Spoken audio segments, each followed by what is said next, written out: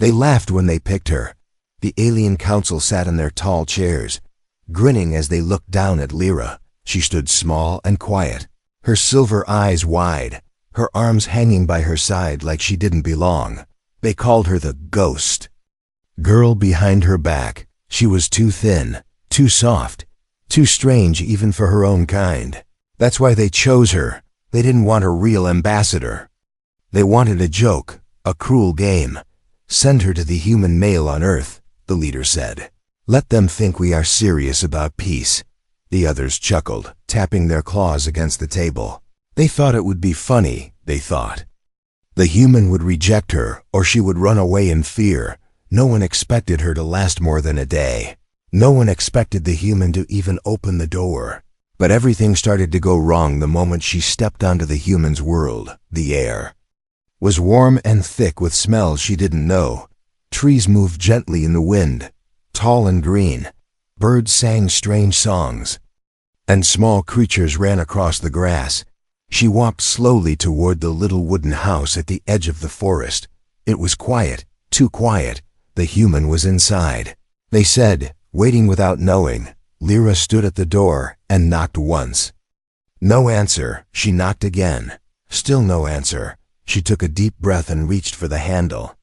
But it didn't move locked. She sat down on the wooden step. Her small bag was all she had: one dress, a bottle of clean water, and a broken translator. She didn't cry. She didn't even look scared. She had been unwanted all her life. This was normal for her. The sun began to set, and the air turned cold. Her fingers began to shake. Her silver skin wasn't made for this weather. She pulled her arms close to her chest, ready to sleep on the ground. That's when the door opened. A man stood there, tall and strong, with tired eyes and a rough beard. He looked down at her without speaking. Lyra looked up but said nothing. She didn't know what to say. The translator in her bag was dead. For a long moment, they just stared at each other. Then the man stepped aside. He didn't smile. He didn't welcome her. He just moved and pointed inside. She stood up slowly and stepped in. The house smelled like wood and smoke. There was a fire in the corner and 2 chairs, a table, a shelf, and a soft rug on the floor. It wasn't a big place, but it was warm. That was all she needed. He gave her a blanket and pointed to the floor near the fire. She nodded and sat down quietly. He didn't ask questions. She didn't speak lies. They shared silence like it was a language only they understood. He made tea and gave her a cup. She bowed her head to say thank you. He nodded once and sat. Across from her, the fire cracked softly. Outside, the wind howled through the trees. Inside, there was peace. Lyra looked at the man. He was not like the ones her people had shown her in videos. He wasn't loud or wild or angry. He seemed tired but kind, maybe broken, but strong. She wondered why he lived alone in this cabin. Maybe he had lost someone. Maybe he chose the quiet. Whatever it was, she didn't ask. She just sat quietly and sipped her tea. Her hands slowly stopped shaking. For the first time in a long time, she didn't feel cold. Later that night, the man slept in the chair while she curled up by the fire. She stared at the glowing flames, feeling strange inside.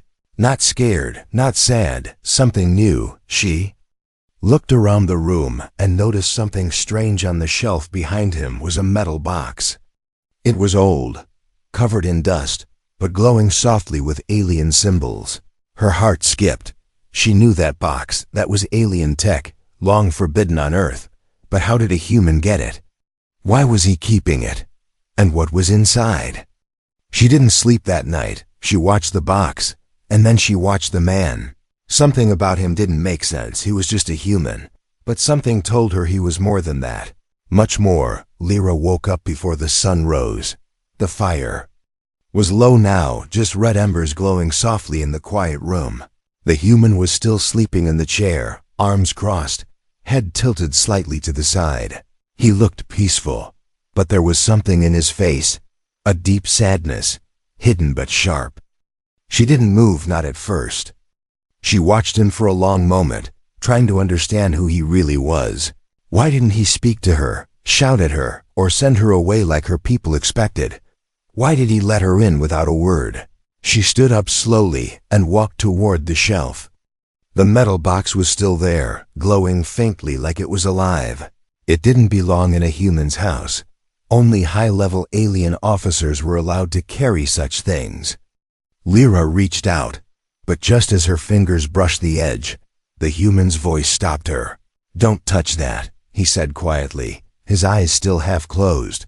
His voice was calm, not angry, but it sent chills through her skin. She pulled her hand back at once and turned to him. He sat up straight now, watching her with tired but clear eyes. She didn't know how to explain herself. The translator was still dead, and she didn't trust her own words, so she just bowed her head. Slightly, he looked at her for a long time, then stood up and walked past her to the kitchen area. He made breakfast, and again, he gave her a share, bread, eggs, and something warm to drink. She sat on the floor and ate quietly, her eyes flicking toward the metal box from time to time. What secrets was this human hiding? Who was he really? Her people had chosen her as a joke, a game. But now she began to wonder, were they the fools instead? After eating, she followed him outside. The forest was thick and green, and the air was fresh. He worked with his hands cutting wood, checking traps, fixing broken fences. Lyra didn't know what to do, so she began helping him. He didn't stop her. He didn't speak either. But sometimes he would glance at her and nod, as if saying, "Good." Hours passed like that, and Lyra started to feel something strange. It wasn't fear. It wasn't duty. It felt like peace. For the first time in her life, she was not being watched, ordered, or mocked. She was just existing, and that was enough. When the sun began to fall, they returned to the cabin. Lyra sat by the fire again, holding the cup in her hands. The human sat in his chair, sharpening a blade. Suddenly, he spoke, and his words were slow, like he wasn't used to speaking. "You don't have to stay," he said.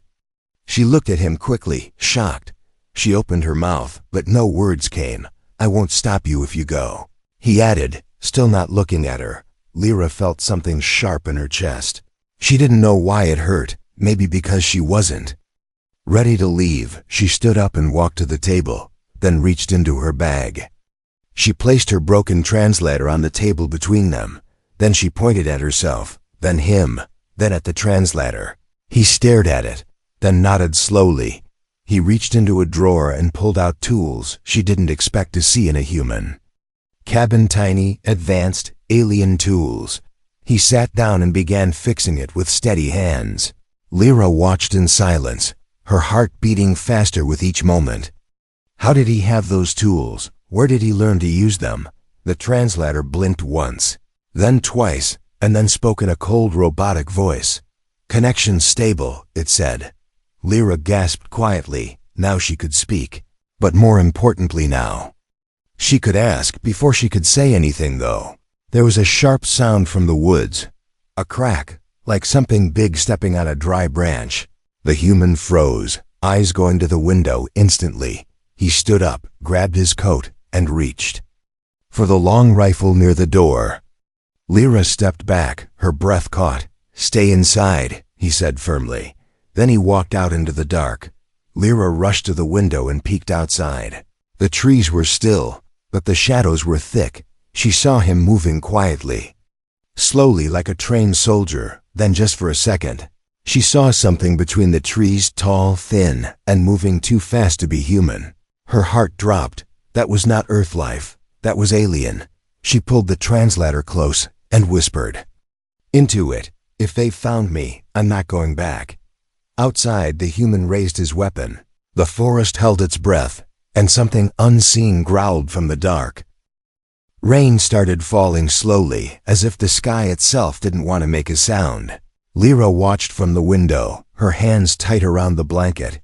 She couldn't see much beyond the trees now, but she could still hear it, a low growl, deep and cold, like a warning from something that shouldn't be here. The human moved like he had done this before. His boots didn't make a sound on the wet leaves. His breath stayed calm. He didn't panic. He aimed the rifle slowly, like he wasn't scared of dying. Lyra didn't know why, But she wanted to scream for him to come back inside. He was just a man. He didn't know what kind of creature was out there. But she bit her lip and stayed quiet. The forest had gone still again. No birds, no wind, no life. Only the sound of slow breathing, hers and his, and something else waiting in the dark. Then it happened, a flash of movement.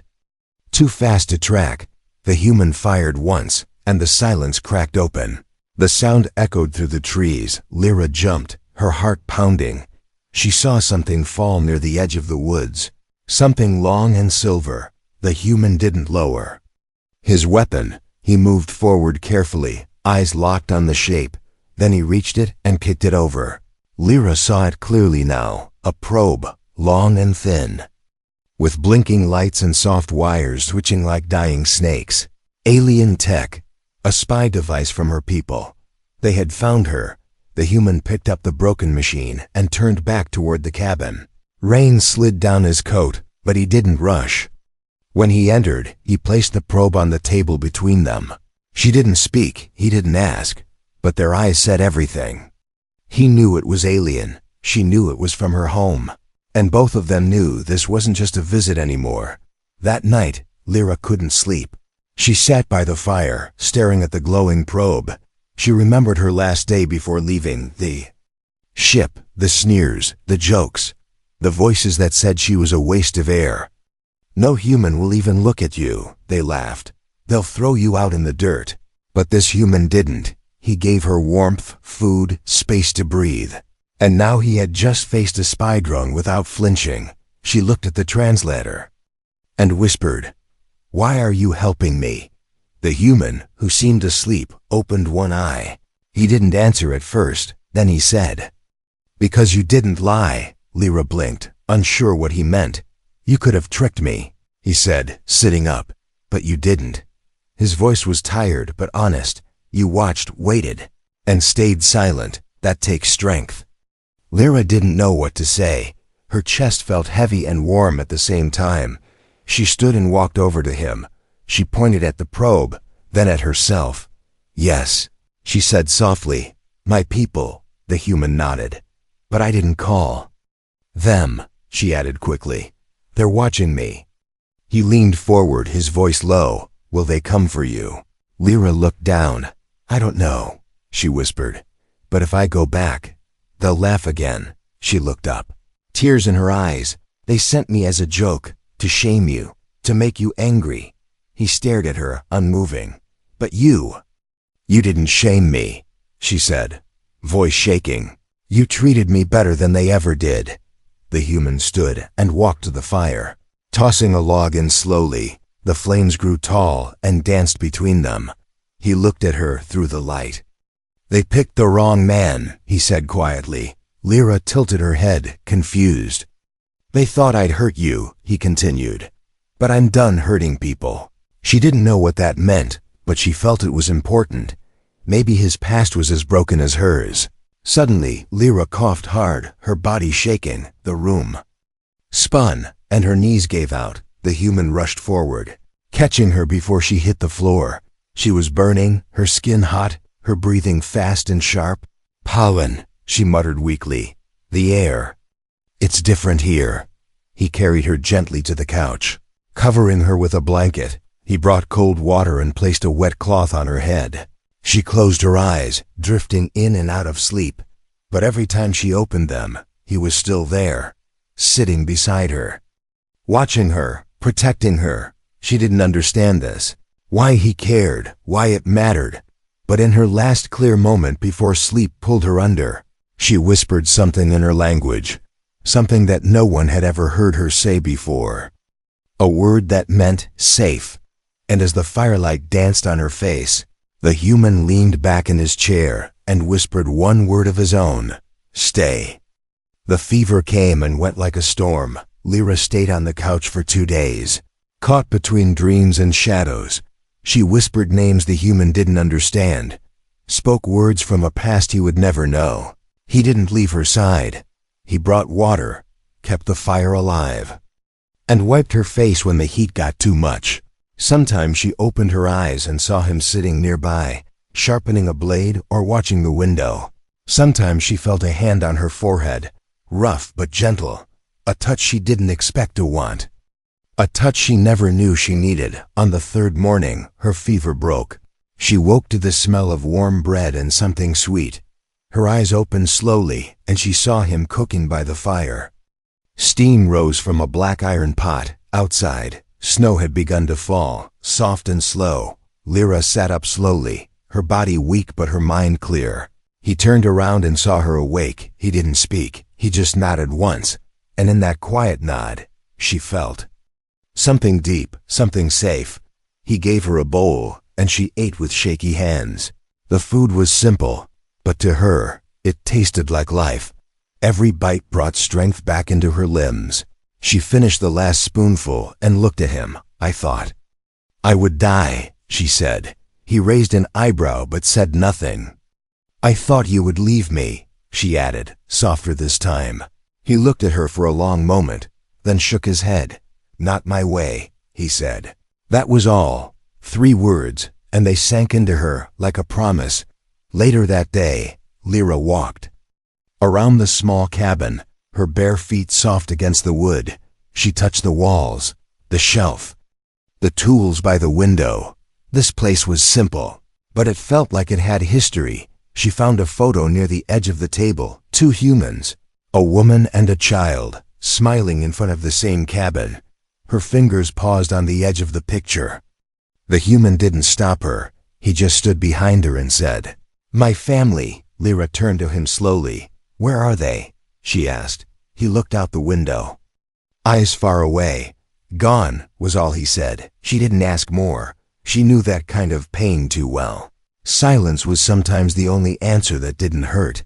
That night, they sat by the fire again. She spoke more this time, telling him small things. How her people chose her not for her skill, but for their own joke. How she was quiet, not because she was afraid, but because no one ever listened. How the stars looked different when you were unwanted. He listened without interrupting, without judging. When she stopped, the silence between them was soft, not heavy like snow falling in a forest. She leaned her head back and looked at the ceiling. "They think I'm weak," she said. "A shadow." He poked the fire with a stick, sending sparks into the air. "You're not," he said without looking at her. "Shadows only exist when there's light." Lyra turned to him, surprised. He didn't sound like a man who spoke often, but when he did, it mattered. After the fire died down, she crawled onto the couch again. He placed the blanket over her shoulders, not saying a word. As he turned to go back to his chair, she reached out and grabbed his hand. He froze, surprised by the touch. "I don't want to go back," she whispered. Her voice trembled like a leaf in the wind. "Then don't," he said quietly. His hand stayed in hers for a moment longer before he gently pulled away. Later that night, when he thought she was sleeping, Lyra opened her eyes. She stared at her fingers, at the faint glow beneath her skin. Something was changing inside her. It wasn't just her feelings, it was something real, something alive. She got up slowly, careful not to wake him, and stepped outside. The snow touched her bare skin, but she didn't feel cold. The stars above looked sharper now, closer. She placed a hand over her belly and closed her eyes. There was a pulse there, faint but growing. It wasn't sickness. It wasn't fear. It was life. Her breath caught in her throat. She knew what it meant. She had heard the old stories, the ancient warnings. Alien and human DNA could never mix. It was impossible, but here she was, standing in the snow, heart racing. And she was not alone anymore. She turned back to the cabin. Inside, the man who had protected her from the cold slept peacefully, unaware of the future already growing in silence. Lyra's lips curled into a small, broken smile, not of fear, but of wonder, because somehow, through pain, through mockery, through the cruelest joke her people could make, she had found something real, and now they would all see. The snow didn't stop the next morning. It fell like dust from the sky, quiet and endless. Lyra watched it from the window, a mug of warm water in her hands. The man was outside, chopping wood again. He moved with slow strength, like he had Done this every day for years. She knew she had to tell him soon. She had to speak the truth. About her mission, about her people, and about what was growing inside her. But every time she opened her mouth, fear rose like a wall. Would he send her away? Would he think she had used him? Or worse, would he think the baby wasn't real? That afternoon, a message came, not from the sky, not from a drone, but from a voice in her own head. The implant in her neck buzzed for the first time in weeks. She froze, dropping the cup. The voice was clear, cold, and sharp like ice. Subject 7A. This is command. You have been observed interacting with the human male beyond protocol. You are ordered to return immediately or face consequences. Lyra didn't answer. Her hands shook. They knew. They had seen her. They had been watching even in the silence. The man walked in, snow on his shoulders. He saw her face and paused. "What is it?" he asked, his voice low. She looked at him, eyes wide. "They know," she whispered. "They told me to return." He didn't blink, didn't ask how. Instead, he walked over and picked up the broken communicator she had once hidden in her bag. "Will you?" he asked. Lyra shook her head slowly. "No," she said. "I'm not going back." He set the device on the table and pressed his hand to her shoulder. "If they come," he said, "we'll deal with it." His voice was quiet, but there was steel in it. She wanted to cry, but she didn't. She just looked at him, and then at his hand. Strong, scarred, steady. She placed her hand over his and whispered, "There's something else." He waited, not rushing her. She took a deep breath, then guided his hand gently to her stomach. At first he didn't understand, but then he felt it, a faint warmth, a soft pulse. His eyes lifted to hers. "Is that?" He started. Lyra nodded. "Yes," she said. "I didn't know it could happen." He pulled his hand back slowly, not in fear, but in shock. She waited for rejection, for anger, but none came. He just sat down, rubbing his chin like he was trying to understand the shape of a new world. After a long silence, he spoke. "They said it was impossible." Lyra nodded again. "I believed it too." She sat across from him, folding her hands in her lap. "But it's real," she whispered. "The child is real." The fire cracked softly between them. She watched his eyes, waiting for the moment he would walk away, but instead he leaned forward and said, "Then we protect it."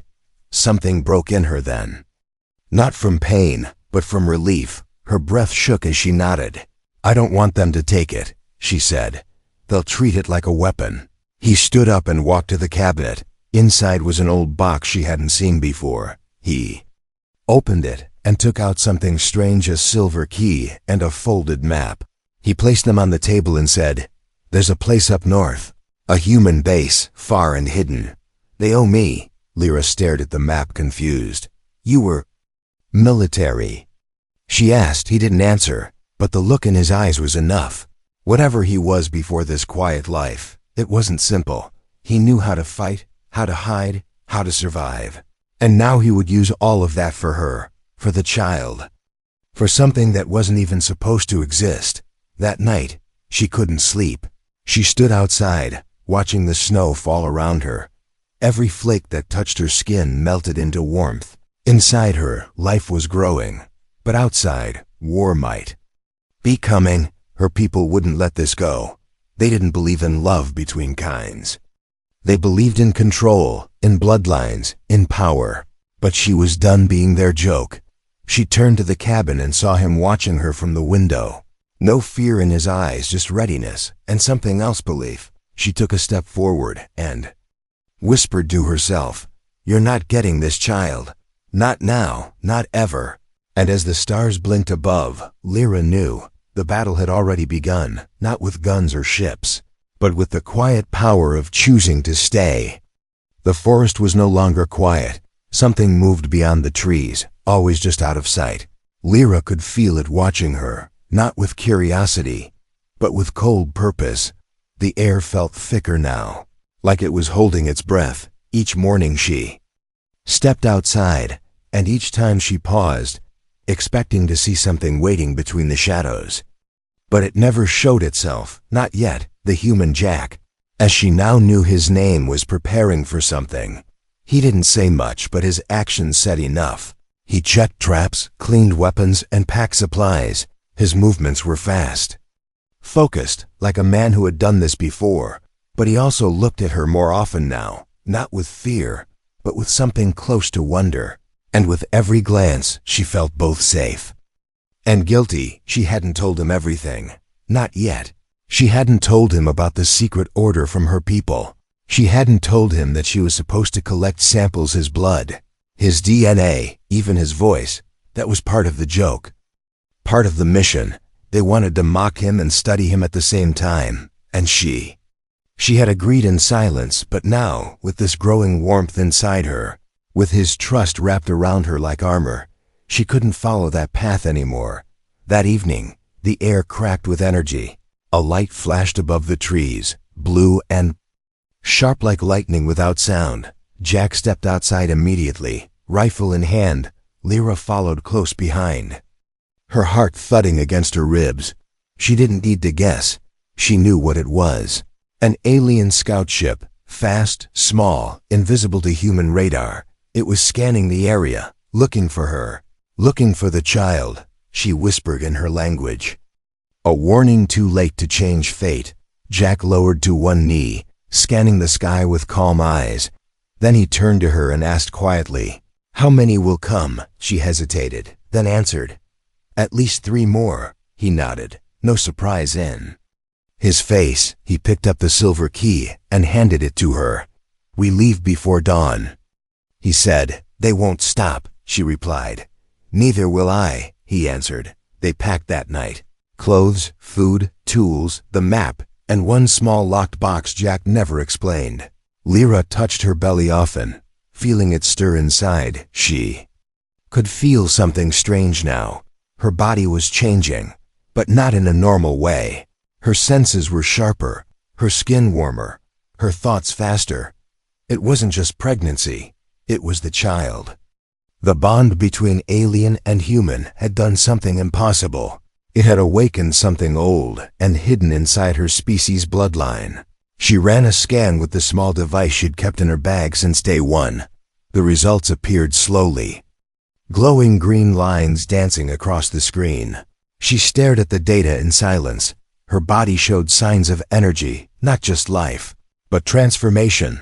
The child inside her was rewriting her cells, blending human and alien code into something new. It was not a mistake, it was a beginning. She showed the results to Jack. He stared at the screen, silent for a long time. Then he asked one question: will it survive? She looked up at him and said, "It's not just surviving, it's becoming." He nodded, his jaw tight. "Then we make sure it gets born," he said. "Even if the whole galaxy stands in our way." At midnight, they left the cabin. The snow was gone now, replaced by soft mist and wet leaves. They moved through the trees like shadows, heading north. Lyra didn't look back. The cabin was no longer safe. It was the past. Ahead was danger, yes, but also hope.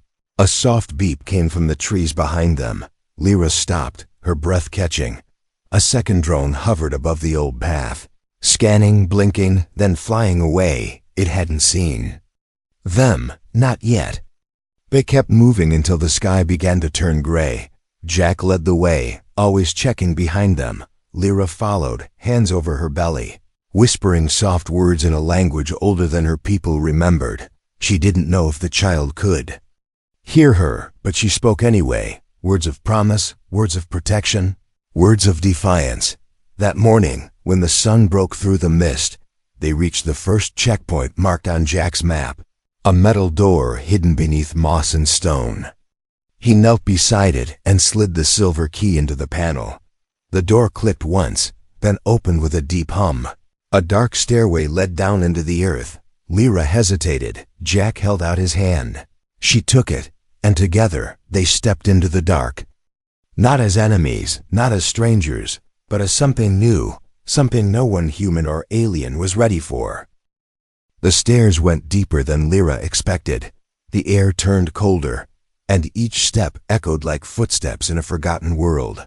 Jack held a flashlight in one hand, her hand in the other. They said nothing. Words would have only bounced off the metal. Walls and faded away. Down below, the air felt ancient, like the place had been waiting for them, like it had always known they would come. At the bottom was a heavy steel door with a symbol carved across it. Lyra didn't recognize it, but Jack did. He placed his palm on the scanner, and after a slow pause, the door opened with a deep hiss.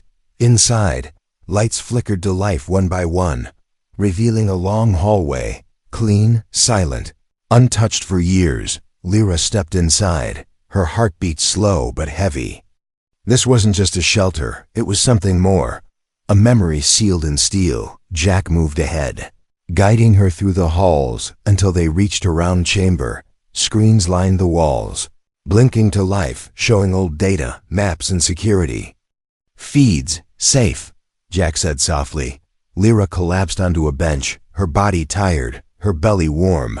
The child inside her kicked once, strong and sure. She smiled faintly, placing a hand over it.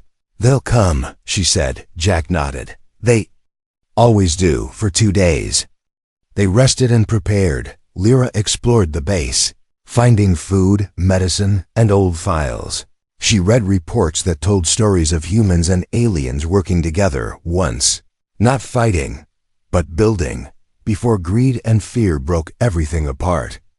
Jack found armor, old weapons, and a hidden uplink system. He used it to send a single message to an old friend. A simple signal, a favor owed, and maybe their only hope. The third night, the alarms went off. Red lights flashed in silence. Lyra looked at the screen and saw them 3 ships descending through Earth's clouds. Fast, black, sharp like knives, her people had come. Not with words, but with judgment. Not to talk, but to take. She stood up slowly, the glow in her skin now stronger. Jack handed her a small device, a signal jammer. "Keep this on," he said. "They won't be able to track the baby's energy signature." She nodded, her fingers shaking slightly. "Will we survive?" she asked. He looked at her, then at her stomach. "We don't need to survive," he said. "We just need to make sure they remember." The first drone entered the base through the old shaft. Jack shot it before it even saw him. The second one came through the main door and was met with fire and steel. Lyra watched from the inner chamber, hands over her belly. The child inside her was calm, not afraid. She could feel it. A strange bond between all 3 of them, one by one. The aliens dropped into the base. They were fast, skilled, deadly. But Jack was faster. He moved like a ghost through the halls until he was hit. A sharp blast to the side sent him crashing into the wall. Lyra screamed, running to him. Blood stained the floor, but his eyes were still open. "They're coming," she whispered. He grinned through the pain. "Let them." She turned then, her skin glowing brighter than ever. The child inside her pulsed with energy not from her world, not from his something new, something neither side had prepared for. When the alien soldiers entered, they stopped. Frozen by the light pouring out of her hands, she stepped forward, unafraid. "I am not your tool," she said. "I am not your joke." They raised their weapons, but their hands trembled. She wasn't fighting them, she was undoing them. With every step, their suits cracked, their tech shut down. The child's energy reached out like light-breaking chains, and then silence. The aliens collapsed to their knees, weapons fall into the floor. One of them looked up at her, eyes wide. "What are you?" he whispered. She looked down at her belly, then back at him. "Proof," she said. "Proof you were wrong." About humans. Jack sat against the wall, smiling faintly. The alarms stopped. The screens went dark. It was over. Lyra rushed to him and held his hand. He winced but smiled. "You did it," he whispered. "No," she said, placing his hand over her stomach. "We did." Days passed. The ships left without taking anyone. The message had spread across their systems. The child existed, and so did the truth. Lyra stood outside the base, looking up at the stars. She wasn't sent as a bride anymore. She wasn't someone's joke. She was a mother, a fighter, a beginning. And when the child was born, with skin like silver and eyes like fire, she knew the galaxy would never laugh again. Not at her, not at him, not at the human who turned mockery into love, and not at the child who would change everything.